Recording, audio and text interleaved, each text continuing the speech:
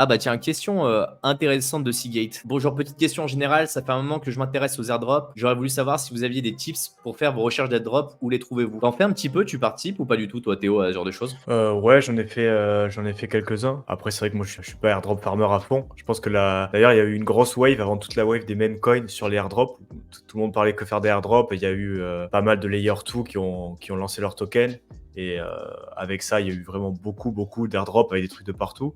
Un peu de polémique aussi, d'après ce que j'ai vu, notamment sur le Starknet qui a lancé son token avec des farmers d'airdrop qui avaient fait beaucoup de transactions sur beaucoup d'années et du coup qui ont manqué un paramètre clé où il fallait qu'ils aient une certaine somme sur leur wallet. Euh, donc il y avait toujours les airdrops, toujours pareil, c'est un nombre de paramètres que tu connais pas forcément à l'avance. Est-ce qu'il faut utiliser certaines plateformes une fois, deux fois avec un certain montant, sur combien de mois? Est-ce qu'il faut que tu aies participé au développement? Bon, il y a plein de paramètres comme ça pour être éligible au airdrop. Et après, c'est vrai que pour se renseigner, il y a des plateformes qui sont utiles. Je pense notamment à comment ça s'appelle, airdrop.io, où tu as un listing des airdrops potentiels avec, il t'explique un peu le projet, pourquoi il pourrait lancer un airdrop et qu'est-ce qu'il faudrait éventuellement faire. Et après, dernièrement, moi, j'ai utilisé pas mal aussi Dune. Donc, c'est Ouais. des sortes de tableaux, dashboards décentralisés créés par la communauté. C'est une plateforme qui permet d'aller choper des données on-chain, en tant que développeur particulier, de créer tes propres tableaux on-chain. Et tu as une partie airdrop qui est assez intéressante, où en fait, il y a des personnes qui vont chercher les données et ils font des tableaux où ils te disent, ben, regarde, les utilisateurs, ils sont en train de faire ça, il y a tant de transactions, et ils font une sorte de leaderboard, donc ceux qui ont fait le plus de transactions avec le plus de volume, avec le plus de plateformes possible. Bon, c'est assez visuel. Et en fait, tu peux regarder où tu te situes par rapport au reste des utilisateurs de ce réseau. Et, euh, et donc, du coup, ça permet de te positionner. Tu dis, bah, OK, celui-là, j'ai envie de participer. Ou alors, tu dis, bah, regarde, celui-là, le leaderboard, les mecs, ils ont mis plusieurs millions, ils font 300 transactions par jour. Donc, si je veux arriver à avoir une bonne place dans les airdrops, bon, il y a déjà beaucoup de personnes. Et ça permet comme ça, ces deux sites, airdrop.io, de regarder un peu les potentiels listings, voir ce qui a été fait, voir ce qui pourrait venir. Et après, Dune, pour savoir un petit peu la partie analytique, savoir qu'est-ce qu'il faudrait faire, qu'est-ce que les autres font pour savoir où tu te places, savoir si ça vaut le coup de participer ou pas aussi, pour savoir quel est ton potentiel retour. Mais c'est vrai que c'est assez chronophage euh, de chasser, de courir après tous les airdrops. Ça peut être rentable, hein, si t'as du temps à y passer, mais c'est vrai que moi en ce moment, j'ai pas, j'ai pas forcément de temps à passer là-dessus. En fait, tu peux pas courir partout. Après, tous les trucs à la mode, les airdrops, après aller faire euh, de, sauter sur l'autre schéma narratif, sur l'autre mouvement. Donc au final, on peut pas se concentrer sur tout. Mais je pense qu'avec ces deux sites, déjà, tu peux avoir des petites insights, euh, des petites informations sur ce qui est en train de se passer, sur le projet, et décider de participer ou pas. Parce que là, comme je l'ai dit, la vague s'est un peu calmée, mais il y a un moment, c'était n'importe quoi. Tu en avais, je sais pas combien par jour, tu pouvais pas tout fermer clairement. Donc, donc ouais, En avec fait, ça, je pense avec que ça, ça, déjà ça- pour. ça dé- ça dépend de tes sources d'information. Moi, j'ai fait une stratégie qui est globalement assez simple.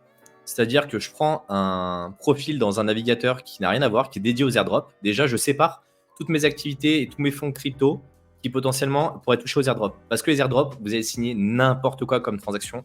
Vous allez utiliser des plateformes qui sont plus pétées les unes que les autres. Et du coup, j'ai créé un compte Twitter spécifique pour les airdrops. J'ai créé un compte sur Discord spécifique pour les airdrops et un wallet spécifique pour les airdrops. Comme ça, je laisse très peu de fonds dessus. Au pire, je me le fais péter, c'est pas très grave.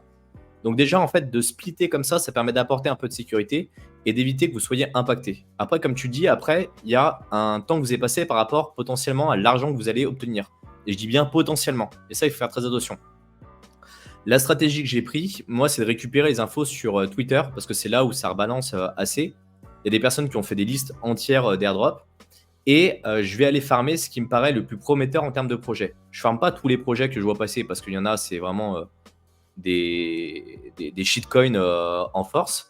Mais je me dis potentiellement, si j'ai déjà, par exemple, des fonds sur le testnet comme le testnet de Sepolia sur Ethereum, bah, ça va être beaucoup plus pratique. Je ne vais pas avoir besoin d'aller farmer de l'Ether sur Sepolia avant de pouvoir utiliser la plateforme. Donc, c'est juste faire un swap sur cette plateforme-là, je le ferai et je ne m'embête pas.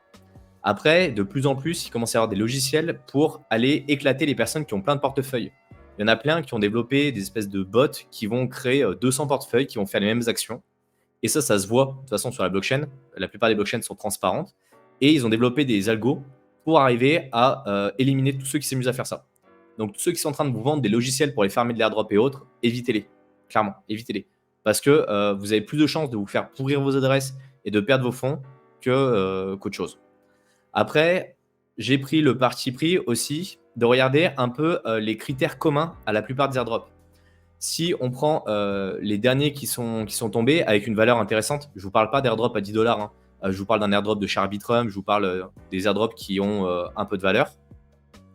On regarde un peu les critères communs et si par exemple c'est d'aller stacker tel ou tel crypto, bah, je vais laisser toujours tel ou tel crypto en stacking, pas sur une plateforme centralisée, sur une plateforme où moi je détiens les clés et potentiellement ça me permettra de me qualifier à tout un ensemble d'airdrops. Et comme ça, je ne m'embête pas. Après, quand je vais récupérer ces airdrops-là, bah, je vais en vendre une partie directement dès le listing et après, je vais en garder une autre partie. Soit je me dis que c'est un projet qui m'intéresse, je vais le mettre en stacking potentiellement pour avoir d'autres récompenses, soit je vais les couler au fur et à mesure du temps, mais je ne vais pas m'amuser à garder 150 cryptos dans mon portefeuille. Si vous voulez un live complet sur les airdrops et le farming d'airdrop, potentiellement on peut en faire un. J'ai pas préparé de choses en particulier, mais dites-le nous en commentaire si ça vous intéresse.